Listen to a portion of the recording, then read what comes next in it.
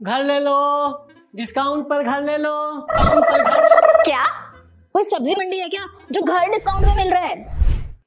मिल तो सकता है ऑक्शंस के थ्रू। 14,000, 16,000 डॉलर्स। ऑक्शंस में मिलते हैं सस्ते घर। लेना है तो इस वीडियो को एंड तक जरूर देखना, क्योंकि मैं आपको बताने वाली हूँ पूरा प्रोसेस। आज की वीडियो में हम बात करेंगे कि कब, कैसे और क्यों कोई प्रॉपर्टी ऑक्शन में मिलती है। मैं आपको बताऊंगी कि बैंक का प्रोसेस क्या होता है ऑक्शंस में घर बेचने का। 1 करोड़ की प्रॉपर्टी 70 लाख में मिल रही है, कैसे? इसका जवाब भी इसी वीडियो में मिलेगा। तो चलिए शुरू करते हैं। सपोज आपने बैंक से कोई लोन लिया। अब आपने पैसे तो ले लिए, लेकिन आप रिपे नहीं कर पाए, तो बैंक के पास हक होता है आपकी प्रॉपर्टी को बेचने का, या फिर मैं बोलूं ऑक्शन या नीलाम करने का।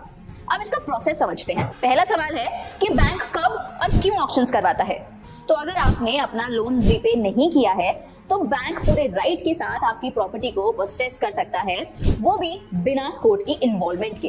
इन प्रोविजंस के अकॉर्डिंग जो भी प्रॉपर्टी आपने मॉर्गेज यानी गिरवी रखी है अपने लोन के अगेंस्ट, अगर तो वो आप लोन पे कर देते हैं तो ठीक है, और अगर नहीं कर पाते हैं तो बैंक आपकी प्रॉपर्टी को ऑक्शन कर सकता है। Securitisation and reconstruction of financial assets and enforcement of security interest act, ये पूरी फुल फॉर्म है सरफाइसी एक्ट 2002।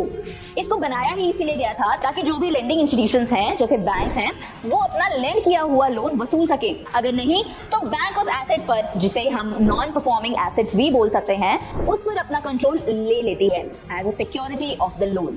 किसी भी एसेट या प्रॉपर्टी को एनपीए कब किया जाता है? मान लीजिए किसी भी कारणवश आप अपना ईएमआई पे नहीं कर पाते हैं तो बैंक आपको एक रिमाइंडर देगा, लेकिन अगर आप 3 महीने तक अपना ईएमआई पे नहीं करते हैं उसके बाद बैंक उस प्रॉपर्टी को एनपीए डिक्लेयर कर देता है। यहाँ बैंक को कोर्ट जाने की जरूरत नहीं पड़ती है except for the agricultural land. SARFAESI act सिर्फ सिक्योर्ड लोन्स के केसेस में ही एप्लीकेबल होता है, जहाँ बैंक हाइपोथिकेशन, मॉर्गेज और प्लेज जैसे केसेस में अपना लोन के अगेंस्ट सिक्योरिटी वसूल सकते हैं। अगर यहाँ तक समझ में आया है तो चैनल को सब्सक्राइब जरूर कर देना। वैसे पता है क्या, एक एप्लीकेशन है जिसका नाम है फ्रीडम ऐप। इस प्लेटफॉर्म पर आपको सारे फाइनेंशियल, बिजनेस और फार्मिंग से रिलेटेड कोर्सेज मिल जाएंगे, वो भी एक्सपर्ट नॉलेज के साथ। डाउनलोड करने का लिंक आपको डिस्क्रिप्शन में मिल जाएगा। चलिए आगे बढ़ते हैं। मान लीजिए अगर आपको अपने लोन की ईएमआई भरे 30 दिनों से ऊपर हो गए हैं और आगे आने वाले 60 दिनों तक आपने उसकी पेमेंट नहीं की है, तो आपके अकाउंट को एनपीए यानी नॉन परफॉर्मिंग एसेट घोषित कर दिया जाएगा, जिसके बाद आपसे एक फॉर्मल डिमांड में क्लैरिफिकेशन भी मांगी जाएगी। अगर बैंक को आपके रीजंस वैलिड नहीं लगते हैं तो फिर एक लीगल नोटिस आपके घर आ सकता है। अब उस नोटिस में क्या लिखा होगा? तो उसमें लिखा होगा आपके आउटस्टैंडिंग अमाउंट, यानी कितना पैसा आपको बैंक को देना है, with the date and details of the property that bank has. इस नोटिस का 2 न्यूज़पेपर्स में पब्लिश होना अनिवार्य है, और इस नोटिस को ऑक्शन के एटलीस्ट 30 दिन पहले इशू करना पड़ता है, जिसके तहत आपको 60 दिन के अंदर रिस्पॉन्ड करना होता है। अगर आप अपने इंस्टॉलमेंट्स पे कर देते हैं तो इस नोटिस को वापस लिया जा सकता है, और अगर नहीं तो बैंक ऑक्शन का प्रोसेस शुरू कर देता है। इस पूरे प्रोसेस में 4 से 6 महीने का समय लगता है। कैसे? पूरा टाइम स्पैन समझाती हूँ। देखो, 3 महीने तो आपने अपनी ईएमआई नहीं भरी, फिर 60 दिन बैंक ने आपको दिए ईएमआई भरने के, फिर 30 दिन मिले ऑक्शन से पहले, तो अराउंड 180 दिन का पूरा प्रोसेस होता है। अब ऐसा नहीं है कि सारे हक सिर्फ बैंक के पास ही होते हैं, कुछ आपको भी मिलते हैं, यानी जो बोरोवर है उसको। चलिए आपके राइट्स के बारे में बताती हूँ। वो जो नोटिस बैंक ने आपको भेजा है उसमें होगा आपकी प्रॉपर्टी का एक fair value with the details like reserve price, date and time of the auction. अब यहाँ आपके पास पूरा राइट है उस प्रॉपर्टी का फेयर प्राइस बताने का। अगर आपको लगता है कि बैंक उसे कम दाम में ऑक्शन कर रहा है तो आप उन्हें अपना एक फेयर वैल्यू दे सकते हैं, या बैंक आपको मना नहीं कर सकता। इसके बाद बैंक प्रॉपर्टी को रीवैल्यू करेगा। आगे अगर आपको लगता है कि आपकी प्रॉपर्टी जो बैंक के पास है उसकी अंडर वैल्यू लगाई गई है, तो आपके पास राइट है कि आप एक रिप्लेसमेंट बायर भी ढूंढ सकते हैं। आप पॉजेस्ट हुई प्रॉपर्टी का हाई सेल प्राइस भी ले सकते हैं, और आपको बचा हुआ अमाउंट बैंक वापस करेगा अपना आउटस्टैंडिंग अमाउंट रिकवर करने के बाद। सपोज प्रॉपर्टी बिकी 50 लाख की और आपका आउटस्टैंडिंग अमाउंट था 45 लाख का, तो बैंक आपको बचा हुआ 5 लाख वापस करेगा।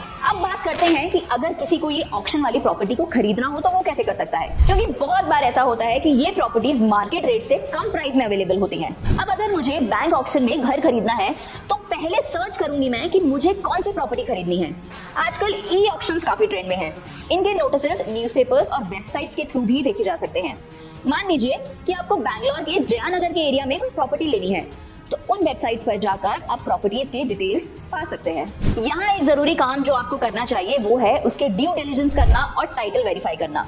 आपको चेक करना चाहिए कि कहीं प्रॉपर्टी पर कोई कोर्ट केस तो नहीं चल रहा या किस केस में डिफॉल्टर पेमेंट नहीं कर पाया था, क्योंकि हो सकता है कि बैंक आपको ये बातें ना बताएं। तो आपको बैंक के पास से प्रॉपर्टी के डॉक्यूमेंट्स अच्छे से चेक करने चाहिए, क्योंकि बैंक को तो ये है कि भाई जो प्रॉपर्टी हमारे पास है वो जल्दी जल्दी बिक जाए ताकि हम अपना अमाउंट रिकवर कर सकें।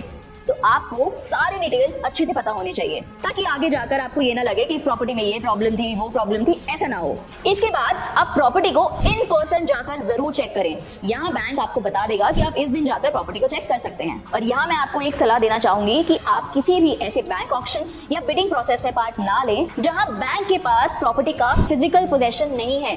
ये बहुत जरूरी बात है जो आपको ध्यान रखनी चाहिए, क्योंकि ऐसा हो सकता है कि बैंक के पास उस प्रॉपर्टी का सिंबॉलिक पोजेशन हो, यानी बैंक ने सिर्फ एक नोटिस देकर प्रॉपर्टी का पोजीशन ले लिया हो। क्योंकि अगर बैंक के पास उस प्रॉपर्टी का फिजिकल पोजीशन नहीं होगा तो हो सकता है जो डिफॉल्टर या बोरोवर है वो अभी भी उस घर में रह रहा हो और उनके बाद उस घर से उनको खाली करवाना या निकलवाना काफी प्रॉब्लमेटिक हो जाता है। अब अगर प्रॉपर्टी से आप सेटिस्फाइड हैं तो आप बैंक के पास जाकर अपना टेंडर फॉर्म या किसी जगहों पर इनको बिडिंग फॉर्म भी कहते हैं वो सबमिट कर सकते हैं with some token amount of money. इसके बाद जिस बात का आपको ख्याल रखना है वो ये है कि आपके पास प्रॉपर्टी के जो 25% अमाउंट है वो रेडी होना चाहिए, जो बैंक आपसे विद इन 24 आवर्स मांग सकता है। इस 25% में आपका टोकन अमाउंट इंक्लूडेड होता है। फॉर एग्जांपल, अगर प्रॉपर्टी 1 करोड़ की है तो आपके पास 25 लाख रुपए होने चाहिए जो आप बैंक को एक दिन में दे सके। पर अगर उस टाइम पर आपके पास पैसे नहीं होते हैं तो जो पैसे आप ऑलरेडी पे कर चुके हैं, जैसे जो टोकन अमाउंट आप ऑलरेडी दे चुके हैं, वो पैसा भी फोरफीट हो जाएगा और बैंक के पास से इस पैसे को निकालना तो मानो नामुमकिन सा ही हो जाता है। तो ये कुछ बातें हैं जो आपको ध्यान रखनी चाहिए एक ऑक्शन में प्रॉपर्टी को खरीदते हुए। मैं उम्मीद करती हूँ कि आपको मेरी वीडियो समझ आई होगी। अगर फिर भी आपको कोई डाउट्स रहते हैं तो आप हमसे कमेंट सेक्शन में पूछ सकते हैं। तब तक के लिए पैसे कमाते रहिए, बचाते रहिए और इन्वेस्ट करते रहिए। मैं मानसी मिलती हूँ आपसे अगली वीडियो में।